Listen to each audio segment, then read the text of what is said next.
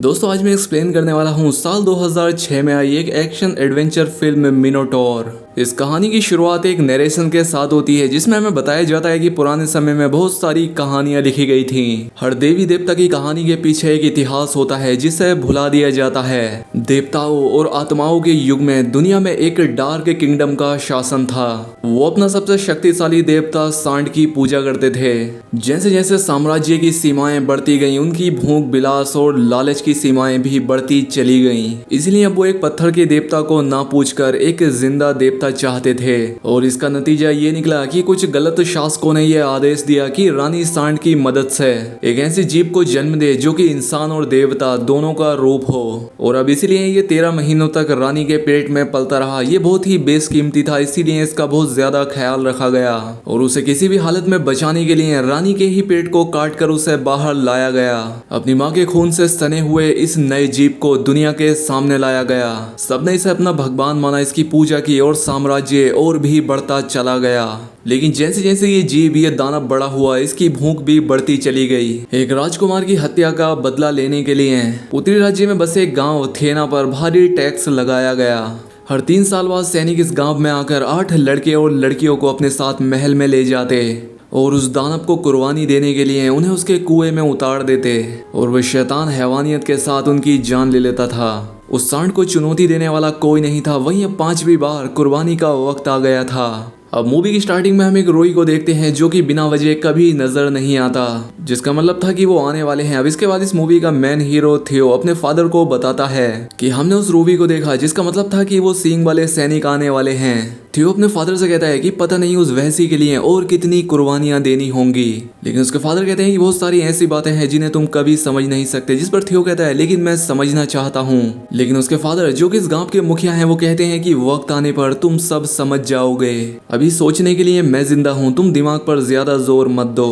वहीं इस बार अब गांव के लोग कुर्बानी देने के लिए मना करते हैं, कहते हैं कि हम उनसे लड़ेंगे। लेकिन मुखिया कहता है कि ऐसा करने पर वो लोग हमें और हमारे गांव को तबाह कर देंगे, हमें उनकी बात माननी होगी। लेकिन वो लोग कहते हैं कि जब तुम्हारा बेटा अपनी कुर्बानी देगा तब तुम्हें पता चलेगा। और अगले दिन कुछ भेड़िए उनके जानवरों पर हमला कर देते हैं। थियो उन्हें बचाने की कोशिश करता है, लेकिन तभी उसे वो रूबी दिखाई देता है और जब वो उसके पास जाता है तो वो उसे बताती है कि फियोन अब भी जिंदा है, उसकी कुर्बानी नहीं दी गई। 2 सुरंग पार महल में वो अभी भी जिंदा है। दरअसल वो लड़की है जिससे थियो प्यार करता है, लेकिन थियो उससे कहता है कि मुझसे मजाक करना बंद करो, तुम उसके बारे में कुछ भी नहीं जानती। लेकिन वो कहती है कि तुम्हें फियोन की रक्षा करने के लिए हत्या करनी होगी, तुम वहां जाओ और उस बेरहम माइनाटोर उस सांड को मार डालो। इसीलिए थियो काफी सोच में पड़ जाता है और फियोन की यादों में खो जाता है। अब अगले दिन थियो के फादर कहते हैं कि सैनिक आने वाले हैं, हमें जवानों को उनके हवाले करना है। थियो अपने फादर से कहता है कि मैं रूबी से मिला था और उसने कहा कि फियोन अभी जिंदा है और मुझे उस बेरहम माइनाटोर को मारना होगा। लेकिन उसके फादर उससे ऐसा करने से मना करते हैं, कहते हैं कि माइनाटोर एक देवता है, उसे कोई नहीं मार सकता, तुम भी नहीं,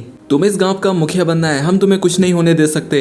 मैं ऐसा इसलिए कह रहा हूँ ताकि तुम जिंदा रह सको और तुम्हारे आने वाले बच्चे भी इस दुनिया को देख सकें। लेकिन थियो कहता है कि जिसे मेरे बच्चों की माँ बनना था वो तो जा चुकी है। जिस पर उसके फादर कहते हैं कि ठीक है, तुम पहाड़ों में चले जाओ और जैसा मैंने कहा वैसा ही करो। जब थियो पहाड़ों पर जाता है तो उसकी लड़ाई गांव के ही 2 लोगों से हो जाती है, क्योंकि वो उससे नफरत करते थे। क्योंकि मुखिया हमेशा दूसरों को कुर्बानी के लिए भेजता था पर अपने बेटे को नहीं। तभी उन्हें वहां पर दूर से जहाज दिखाई देते हैं और वो यहाँ से भाग जाते हैं। वहीं रात को वो नकाबपोश सैनिक उस गांव में आ जाते हैं और 8 लोगों को पकड़कर ले जाने लगते हैं। ये लोग थियो के दोस्त को भी पकड़ लेते हैं, लेकिन यहाँ पर थियो उन 8 आदमियों में से एक को भगा देता है और खुद उन 8 में शामिल हो जाता है। यहाँ पर थियो कहता है कि मैं उस माइनाटोर को मारूंगा, जहाँ पर डीडी कहती है कि वो माइनाटोर लोगों को मारकर सफेद हो चुका है और जब वो पैदा हुआ था तो दुनिया इतनी रोई थी कि आंसुओं से समंदर भर गए थे। खैर इसके बाद इन सभी को राजा के सामने पेश किया जाता है, जहाँ पर माइनाटोर की एक बड़ी सी मूर्ति थी। यहाँ पर 2 लड़कियों को सम्मोहित करके उस कुएं के पास लाया जाता है। उस कुएं के पार्ट को हटा दिया जाता है और जैसे ही उन्हें उसमें ढकेला जाता है कि थियो उन्हें बचाने जाता है, लेकिन वहां के सैनिक उसे पकड़ लेते हैं। अब इससे राजा को गुस्सा आ जाता है और सभी की एक साथ कुर्बानी देने का हुक्म देता है। यहाँ पर एक लड़का कहता है कि अगर वो देवता है तो उसे जमीन के नीचे क्यों रखा गया है। दूसरा कहता है क्योंकि वो पाताल का देवता है, अंधेरी दुनिया का देवता। लेकिन थियो कहता है कि वो कोई देवता नहीं है, वो एक जानवर है और उसे मारा जा सकता है। और मैं उसे यहाँ मार नहीं आया हूँ। वहीं दूसरी तरफ रानी अपनी सेविका से कहती है कि थियो को यहाँ पर ले आओ। उस रोबी बुढ़िया ने कहा था कि थियो यहाँ जरूर आएगा, उसे नशीला धुआं दो, फिर देखती हूँ वो मेरी मदद करेगा या नहीं। लेकिन याद रहे सम्राट को इस बारे में पता ना लगे। खैर अब इसके बाद सेविका थियो को रानी के पास ले आती है। यहाँ पर राजकुमारी उसे अपने प्यार के जाल में फंसाने लगती है, लेकिन तभी थियो को होश आ जाता है और उसे नीचे पटक देता है। कहता है तुम मुझसे क्या चाहती हो, जिस पर वो कहती है कि मुझे तुम्हारी मदद चाहिए, तुम मुझे उस बेरहम से छुड़ाओ, मैं तुम्हारी गुलाम बन जाऊंगी। उनकी बात यहाँ पर कोई सुन भी रहा होता है। वो थियो से कहती है कि फियोन अभी भी जिंदा है। सम्राट उसके कक्ष में आ जाता है और वो थियो को पकड़ने का हुक्म देता है। थियो यहाँ से भागने की कोशिश करता है, लेकिन एक सैनिक उसे बेहोश कर देता है और सम्राट रानी से कहता है कि कभी मेरे साथ धोखा करने की कोशिश मत करना, और अगर तुम्हें इसी में मजा आता है तो ठीक है, मैं इस महल के सभी नौकर और सैनिकों को तुम्हारे ऊपर छोड़ दूंगा। इसके बाद थियो को कुएं में उल्टा लटका दिया जाता है और उसे जैसे ही नीचे उतारा जाता है तो उसके साथी उसे बचाने की कोशिश करते हैं, लेकिन सम्राट एक एक करके उन सभी को उस कुएं में फेंक देता है और कुएं का पार्ट बंद करा देता है। और उस कुएं में से बहुत ही भयानक आवाजें आना शुरू हो जाती हैं और वो भयानक जीव वो माइनोटॉर उनकी तरफ आगे बढ़ता है। वो पहले एक लड़की को जान से मार देता है। वहीं दूसरी तरफ राजकुमारी सम्राट से माफी मांगती है और सम्राट उसे माफ कर देता है। लेकिन हमें यहाँ पर यह भी पता लगता है कि वो राजकुमारी सम्राट की बहन है और ये सम्राट इतना हरामी है कि उससे अपना वंश बढ़ाना चाहता है, लेकिन ना चाहते हुए भी उसे सम्राट की बात माननी पड़ती है। वहीं दूसरी तरफ चूहे उन लाशों को खा रहे थे। थियो देखता है कि यहाँ पर गैस है और तभी उसे यहाँ पर फियोन की आवाज आती है। उसे चारों तरफ से बचाओ बचाओ की आवाजें आ रही थी। थियो आवाज के पीछे भागता है तो उसे वहां पर अपने कुछ साथी मिलते हैं जो कि बाहर निकलने का रास्ता ढूंढ रहे थे। वहीं दूसरी तरफ राजकुमारी भी कुएं की तरफ भागती है, लेकिन सम्राट कहता है नहीं, तुम ऐसा नहीं कर सकती, तुम्हें मेरा साथ देना है। लेकिन रानी कहती है कि तुम्हारा साथ देने से अच्छा है कि मैं उन कैदियों के साथ जाऊं, तुम्हारे साथ रहने से अच्छा मैं मरना पसंद करूंगी। फिर वो कुएं में कूद जाती है। वहीं दूसरी तरफ थियो माइनोटॉर को मारने के लिए वहीं छिप जाता है और जैसे ही वो वहां आता है सभी लोग उस पर हमला कर देते हैं, लेकिन वो माइनोटॉर नहीं बल्कि वो राजकुमारी थी जो कि थियो को जिंदा देखकर खुश होती है, लेकिन बाकी लोग उसे देखकर खुश नहीं होते और वो उसे मारने की कोशिश करते हैं। लेकिन राजकुमारी कहती है कि मैं तुम्हें बचा सकती हूँ, मैं इस जगह से वाकिफ हूँ और मेरी सेविका दूसरी तरफ हमारा इंतजार कर रही है और अगर भरोसा करोगे तो मैं तुम्हें यहाँ से निकालूंगी। थियो को इस पर भरोसा था पर वेना को नहीं। वो उसके साथ जाने से मना करती है और वो अकेले ही जाने लगती है, जिस पर थियो उसे रोकने की कोशिश करता है और तभी वो सांड आकर अपना सींग उसके मुंह में घुसाकर उसे मार डालता है, जिसे देखकर सभी लोग यहाँ से भागने लगते हैं। यहाँ पर थियो राजकुमारी से पूछता है कि गैस कहाँ से आती है, जिस पर राजकुमारी कहती है कि भूल भुलैया के बीच से, जिससे महल में रोशनी की जाती है। आगे जाने पर उन्हें डीडी मिलती है, वो जिंदा थी। राजकुमारी उसे कुछ खिलाकर होश में लाती है।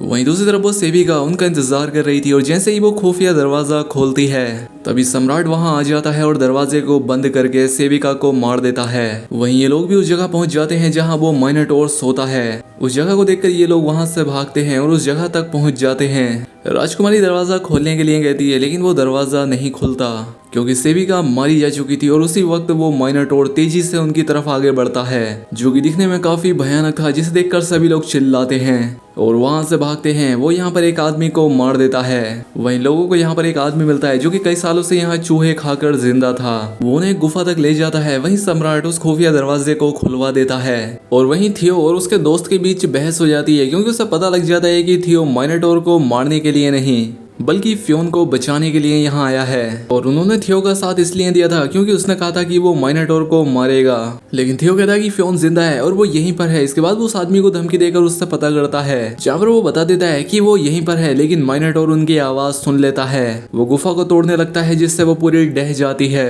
वहीं सम्राट गुफा के अंदर आकर राजकुमारी को आवाज लगाता है और इसलिए माइनोटॉर उनकी तरफ आगे बढ़ता है, लेकिन सम्राट अपने सैनिक को आगे करके वहां से भाग जाता है और वो सैनिक मारा जाता है। वो आदमी थियो को वो लोकेशन बता देता है जहां पर फियोन है। वहीं डीडी और टायरो कुएं से बाहर निकलने की कोशिश करते हैं, लेकिन तभी वो सांड वहां पर आ जाता है, जिसे देखकर डीडी चिल्लाती है। टायरो उसे नीचे देखने से मना करता है, लेकिन डीडी का हाथ फिसल जाता है और वो सीधा सांड के सींगों पर गिरती है और उसकी जान चली जाती है। वहीं थियो फियोन को ढूंढ रहा था और उससे वो मिल जाती है। थियो जाकर उसके गले लग जाता है, लेकिन वो फियोन नहीं, एक सड़ी हुई लाश थी जिसे कि चूहे खा रहे थे। तभी वो सांड उसके दोस्त को भी मार देता है और थियो उसे बचा नहीं पाता।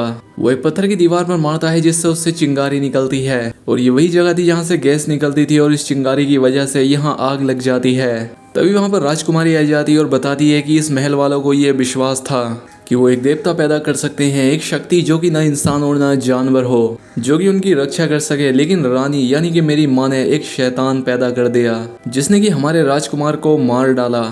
ये शर्मिंदगी छिपाने के लिए उस सांड उस माइनाटोर को इस सुरंग में बंद कर दिया गया और लोगों को बताया गया कि तुम्हारे गांव से एक आदमी आया था और उसने राजकुमार की हत्या की, इसीलिए वो तुम्हें सजा देते हैं और तुम्हारे गांव के लोगों की कुर्बानी दी जाती है शैतान का पेट भरने के लिए। मैंने ही रूबी से कहा था कि वो किसी ऐसे इंसान को भेजे जो कि उस दरिंदे को मार सके। अगर वो देवता है तो वो हमें मार डालेगा और नहीं तो हम उसे मार देंगे।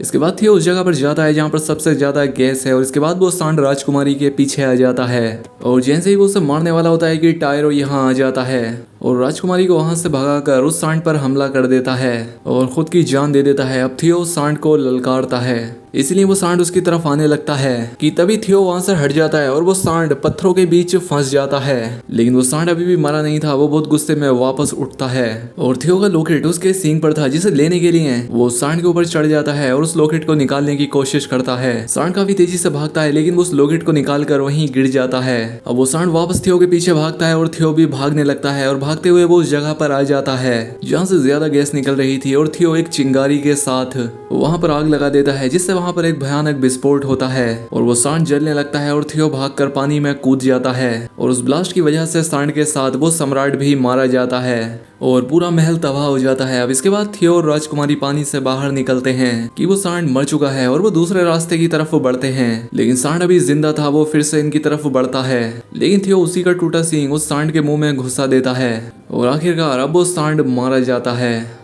अब उस ब्लास्ट की वजह से वो सुरंग गिरने लगती है और ये लोग वहां से भागते हैं जहां पर उन्हें बाहर निकलने का रास्ता मिल ही जाता है और उनके कुछ साथी जो अभी बच गए थे वो भी उनके साथ बाहर आ जाते हैं। लेकिन वो सम्राट अभी जिंदा था तो राजकुमारी उसकी सांस रोककर उसे मार डालती है और सभी को अपनी शर्मिंदगी के मुखौटे उतारने को कहती है। अब ये साम्राज्य की रानी थी, ये यहाँ पर सभी कैदियों को आजाद कर देती है और थियो जो कि यहाँ पर फियोना को बचाने के लिए आया था लेकिन वो ऐसा कर नहीं सका, लेकिन उसने उस सांड गोड यानी मिनोटोर को जरूर मार डाला। और अब इसी सीन के साथ ये फिल्म ये कहानी यहाँ पर खत्म हो जाती है।